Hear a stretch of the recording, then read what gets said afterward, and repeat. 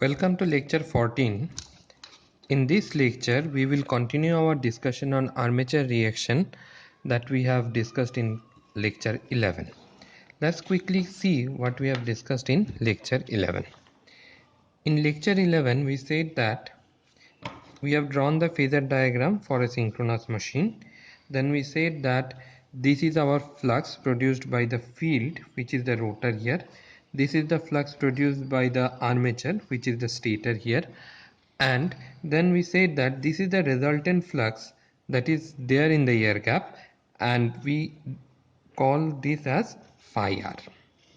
Now in this class we will continue our discussion in this regard, but with a little modification, that in this we have considered the armature resistance in the circuit, and in this case we will assume that Ra is negligible.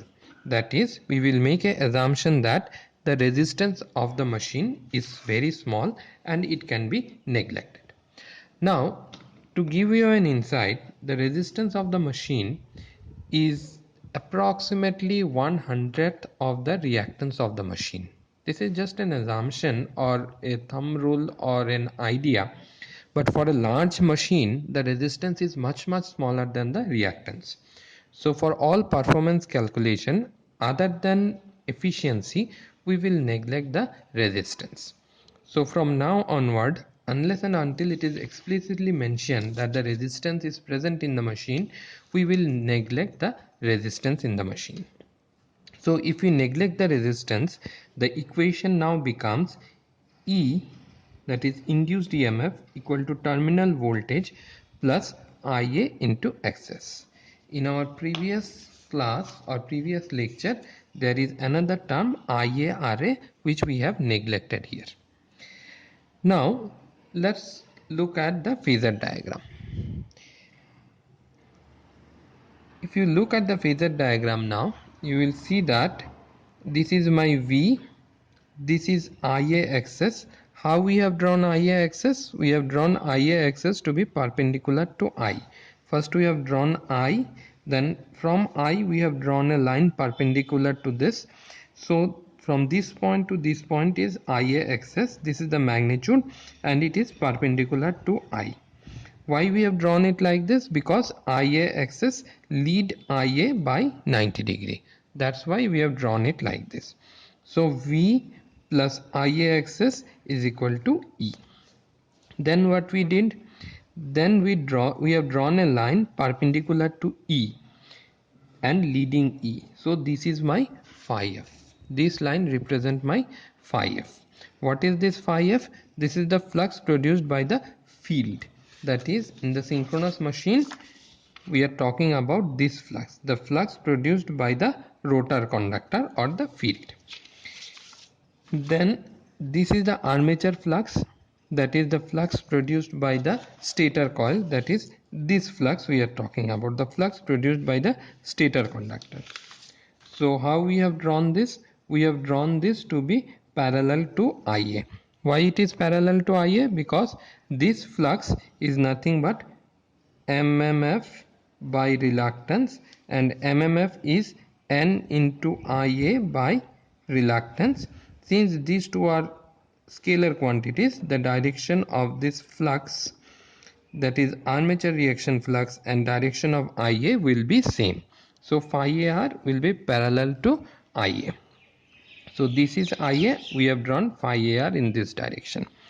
Now this phi F plus phi AR gives me phi R, the resultant flux in the air gap. Now let's look at a condition that say this machine was at no load, that is there is no current in the machine, that is the armature is not connected to any resistance or any load, so the machine was not drawing any current. In this case, what will be the armature reaction? This phi AR will be 0. Let's draw a phasor diagram corresponding to that situation. In that case, if this is my EF, let's draw EF and phi R only. Let's say that this is my EF, okay, and this is my phi r, sorry, this is my phi f field flux, and there is no current in the machine. If there is no current in the machine, there will be no armature reaction. Since there will not be any armature reaction, the flux in the machine that is crossing the air gap will be phi r. Now, when there is a current in the machine, the flux has reduced from phi f to phi r. In this case, there is a demagnetizing component, so it is reduced. It is not necessary. It is always not necessary that it will reduce. It can increase also. In this case, due to the current in the armature, the flux in the air gap has reduced. Since the flux in the air gap has reduced, the induced EMF due to this flux will be less. That is, if there is no current in the machine, the induced EMF will be this much.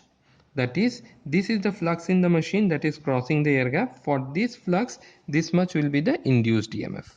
Now, some current is flowing in the armature. The flux that is crossing the air gap has reduced from this point to this point. So the EMF that is induced due to this flux will be less as compared to this. I am saying it less in this particular condition of demagnetizing armature reaction. So let's look at what happens now. So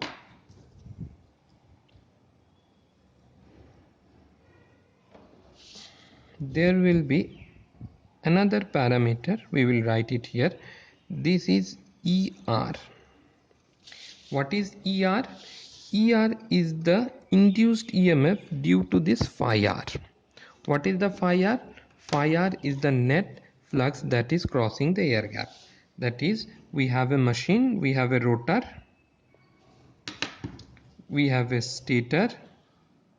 In case of synchronous machine that we are discussing, this is my field and this is my armature. So there are some conductors in this rotor. Say there is a cross, there is a dot. So magnetic lines of force are passing from the rotor via air gap to the stator. This is my air gap. Okay. Now, if there is no current in the stator, then this flux is this phi f. Now, assume that in the stator also there is a current. In the stator, let's say that I have another coil here which is a cross. Say this is a cross, this is a dot. So there is another flux now that is flowing like this. This flux is produced by these current carrying conductors. So the net flux that is crossing the air gap from the rotor to the stator is the sum of these two.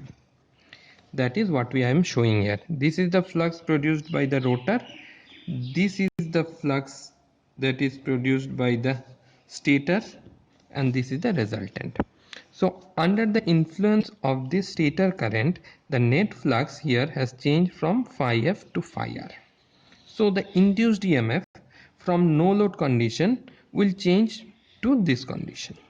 This is called, we will write this as ER. So what has happened? The induced EMF in this case has reduced in magnitude.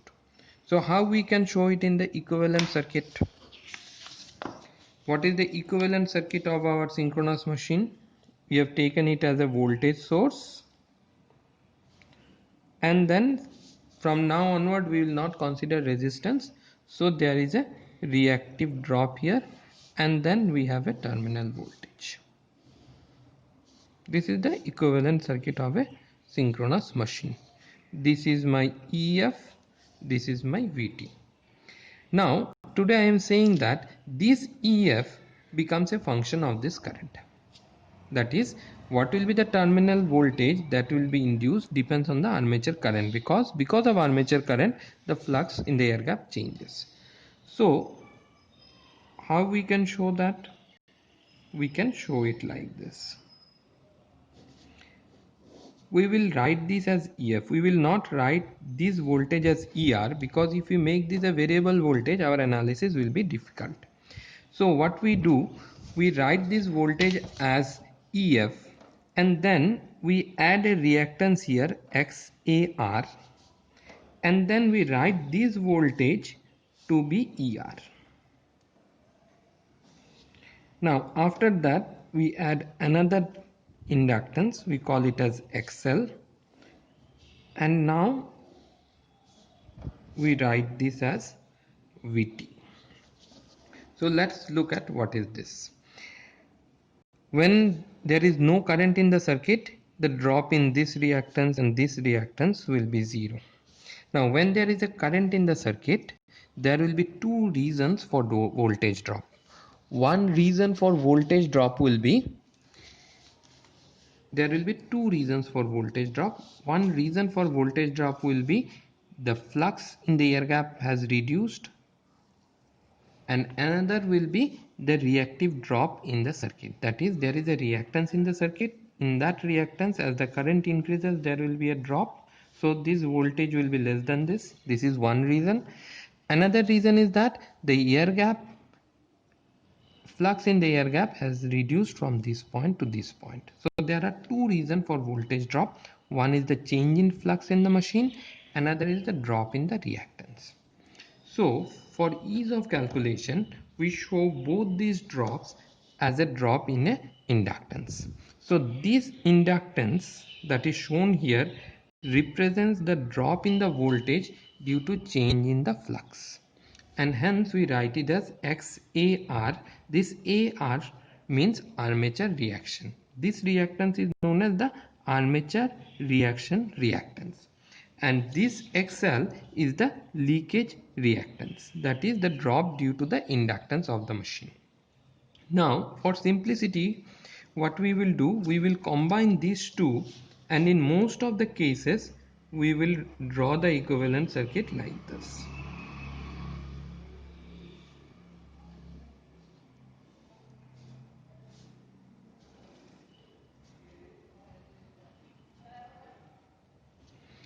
This we write it as XL. What is this XL? XL is XS. XS is nothing but XAR plus XL. This is the leakage reactance. This is the armature reaction reactance. The sum of these two is XS. XS is known as the synchronous reactance. XAR is known as the armature reaction reactance. XL is the leakage reactance. Now we need to understand one thing very clearly, that XAR is a fictitious thing. What is the word fictitious means? It means something which don't exist. Fiction, the word fictitious come from the word fiction, that is something what we can imagine. So this XR is not a reactance that is present in the machine, but we assume, we take help of this reactance to explain or to take care of the effect of the change in flux of the machine. So this XAR is not present in the machine. If you open a machine and measure the reactance of the machine with any available meter for measuring inductance, you will not get this XAR. What you will get is XL. So XAR do not exist. It is a fictitious resistance that we use to represent this effect, that is change in the flux of the machine.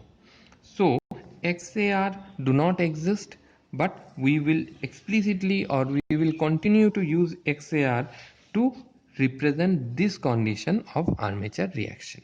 So the effect of armature reaction is taken care of by this fictitious reactance. So in our next class, we will see some more detail about this armature reaction.